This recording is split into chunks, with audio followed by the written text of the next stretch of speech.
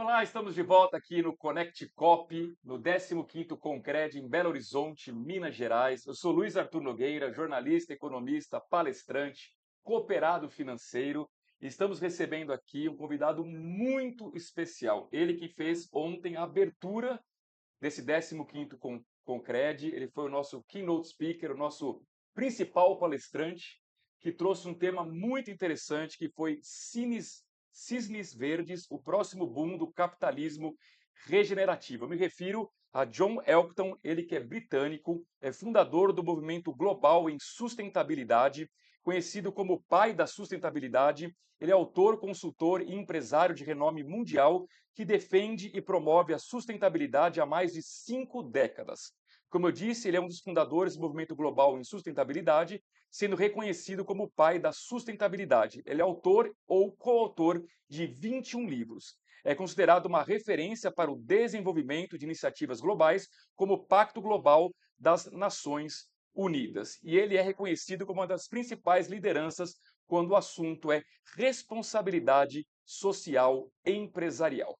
Neste momento, vou fazer entrevista com ele em inglês e vocês terão a tradução ou as legendas. Mr. Welcome, welcome to Brazil, welcome to Belo Horizonte. It's a pleasure to have you here. Thank you, Luis, and thank you very much for the introduction. Tell us, how was last night, your speech? It was extraordinary. I mean, this is such a big event, and they started off, for those who were here, with a band playing about 10 or 15 Beatles songs. I felt completely at home. But seriously, I mean, I've been discovering, because I was coming here, much more about the cooperative movement, about credit cooperatives, and the sheer scale of that sector in Brazil, and the number of people employed, the number of women served, and so on. So it's been a steep learning curve for me, but it's been incredibly friendly, very welcoming. So I've enjoyed that enormously. I know that it's big in Germany. Is it big too in Britain? The cooperatives? It's sorry. Yes, the cooperative movement is big in the UK and in other parts of Europe, but it's odd because it has a deep history, and therefore the period when there was peak interest is probably about 60 or 70 years ago, and so they're still there in large numbers. But I said last night that in many ways I think the cooperative movement is a bit of a Cinderella if you look at it from the sustainability world, because most people in the sustainability industry, if I can call it that, look at uh, publicly listed companies, family-owned businesses, to some degree state-owned industries. But the cooperative movement is assumed to be doing good things somewhere out there, but is not seen to be central. And I think next year, with the UN second year of cooperatives, could be a good opportunity to promote the incredible contributions of this sector more effectively. Perfect. I was reading here that in 1994, you created the expression triple bottom line. Mm. People, planet, and profit, right? What is that? It was, I got frustrated, and I was frustrated back in the early 90s because there were groups like what became the World Business Council for Sustainable Development, hundreds of companies coming together, and they talked about what they called eco-efficiency. So that was, how do you make money or save money by doing the right things in terms of energy efficiency, pollution control, waste management? All wonderful stuff, but it's fine if you're an engineer. But what if you're interested not just in making money, but in the economic impact that an industry or a company has?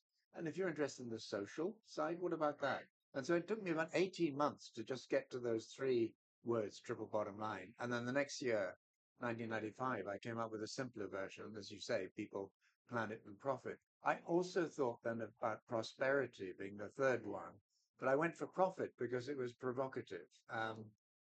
And the idea was simply to say, this is more complicated than you may be thinking. And it isn't simply a balancing act. You've really got to integrate these different sorts of value.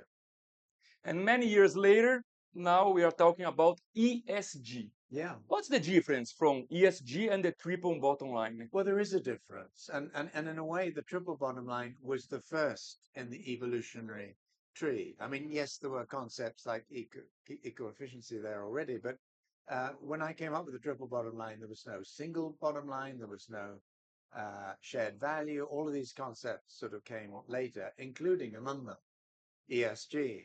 And I always felt that the triple bottom line was different forms, three different forms of value: economic, social, and environmental. You could either create it or you could destroy it. And for me, governance or politics or education sat at the middle of these three different elements. ESG is a different framing. It's put things in my mind that don't naturally fit together. Now, I understand why it was done. I know the person who puts it together. It's been phenomenally successful. But I think it's got internal contradictions, firstly, which will have to be resolved. And then secondly, there was this feeding frenzy where everyone wanted their own investment fund with an ESG focus. And inevitably, every time you get a feeding frenzy in markets, you get problems. And so in a way, I don't feel it's any surprise that we see that sort of pushback against ESG. A lot of it's very political, and it's partly driven by people like the fossil fuels industry who can now begin to see that these agendas, whatever we call them, have a profound set of consequences for their assets. People talk about stranded assets. In a world that we're beginning to look towards now, is there a role for fossil fuels? They don't like that possibility or that question. So they're in different ways, they're fighting back. So we are in an ESG recession. I think that may continue for 18 months to 2 years. Funnily enough, I think it's really healthy because it forces us to think and rethink what we actually want to see happen and what we want business to do. By the way, this agenda, ESG, do you think companies really care about it, or some companies use it like a marketing Yeah. strategy?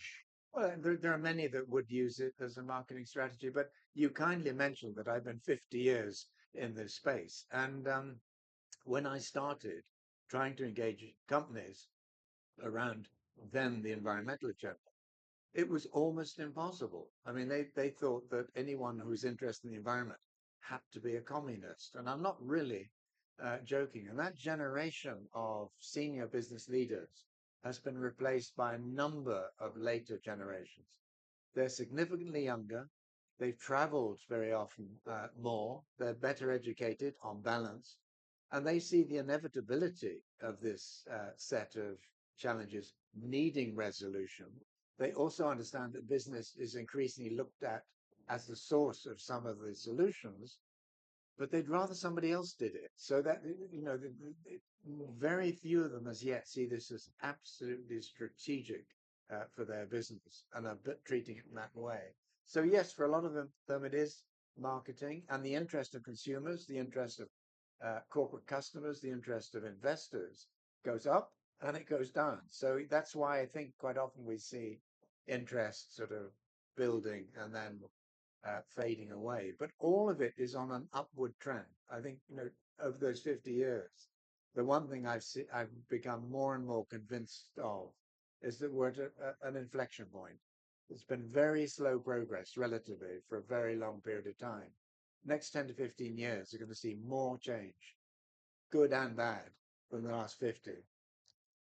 What about the customer's point of view? I mean, Yeah. do you think the customers would pay more for a green product, for example? Because nowadays, green products are more expensive. Yeah. The answer is it utterly depends. You'll always find 5 to 10% of at least developed world populations who would be prepared to spend more. You see it in electric vehicles. You see it in many different sectors of our economy.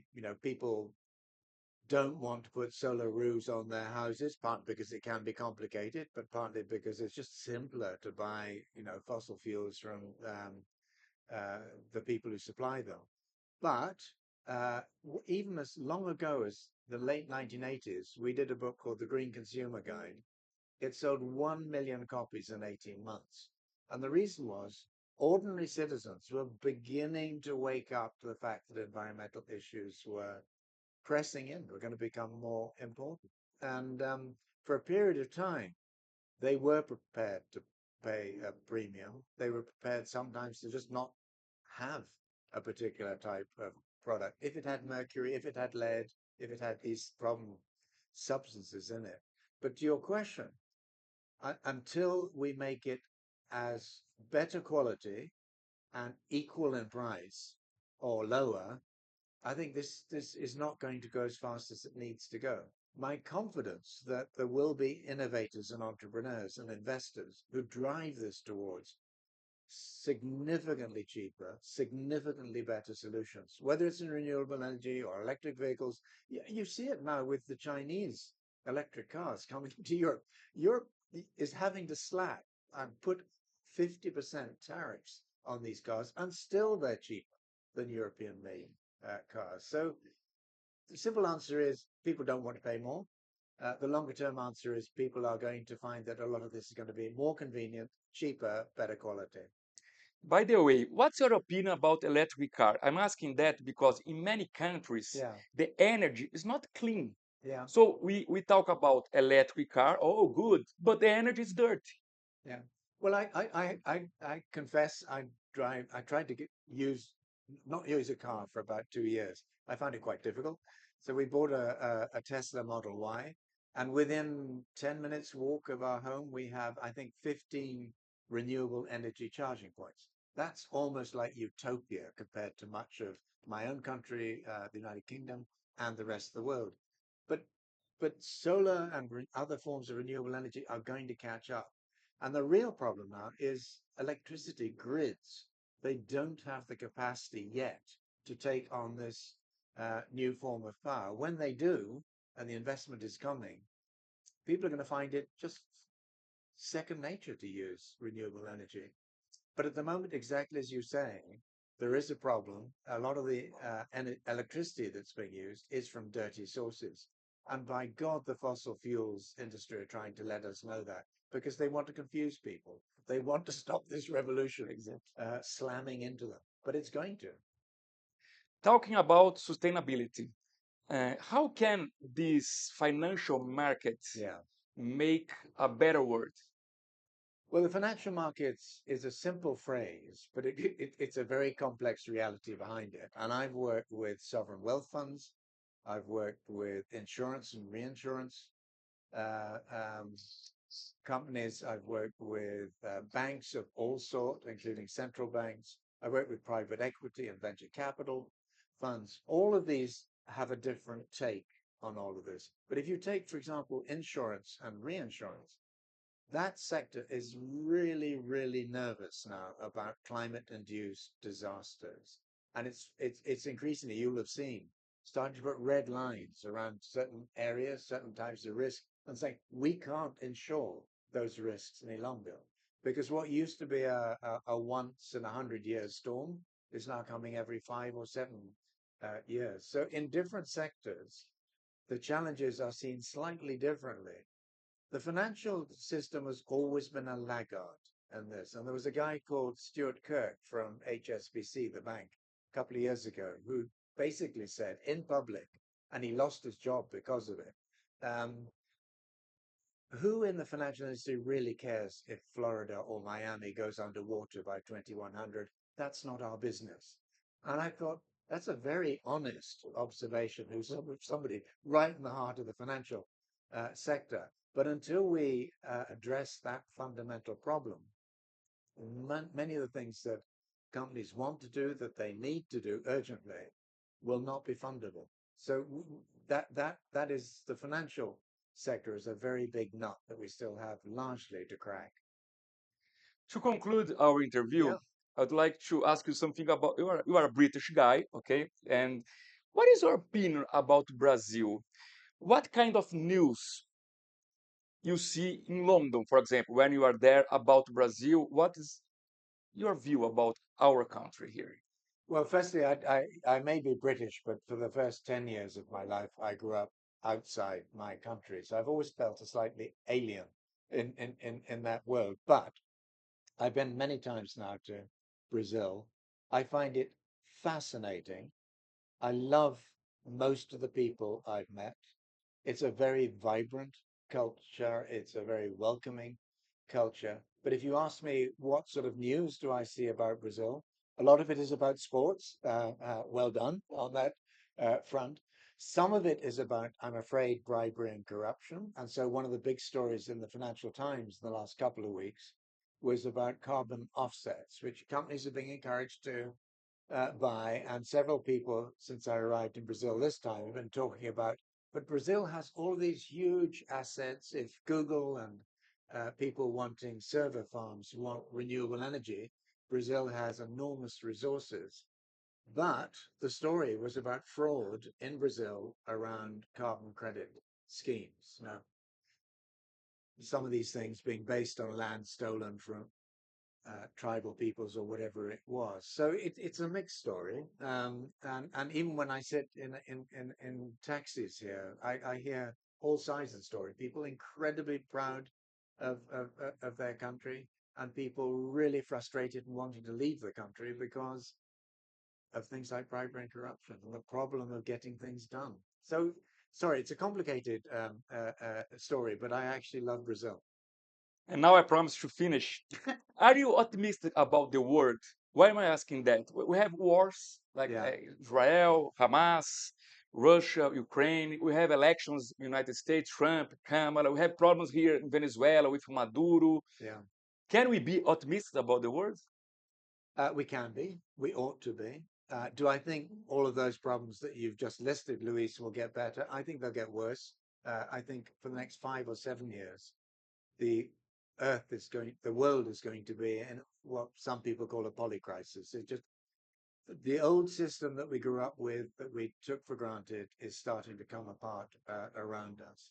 Very different politics are starting to evolve, most notably right wing, but there will be other opportunistic movements as well. But longer term, so that I think is realistic. I think this is not going to get better anytime soon. And so issues like climate change and biodiversity loss crashing on top of that. But I think when the system starts to lose confidence in itself, and people who operate the system no longer feel, well, we know what we're doing, just go away, the opportunity to engage in much more serious questions about restructuring our economies, it just becomes more possible. So in that sense, I'm quite looking forward to the next 10 to 15 years. Well, thank you very much, John Elkton. It was a pleasure to have you here. And for me, Thanks a lot, and come back many times. I don't need to be invited, but thank you for the invitation. Thank you very much. Thank you. E a gente continua aqui no estúdio Connect Cop, no 15º, na 15ª edição do Concred aqui em Belo Horizonte, Minas Gerais.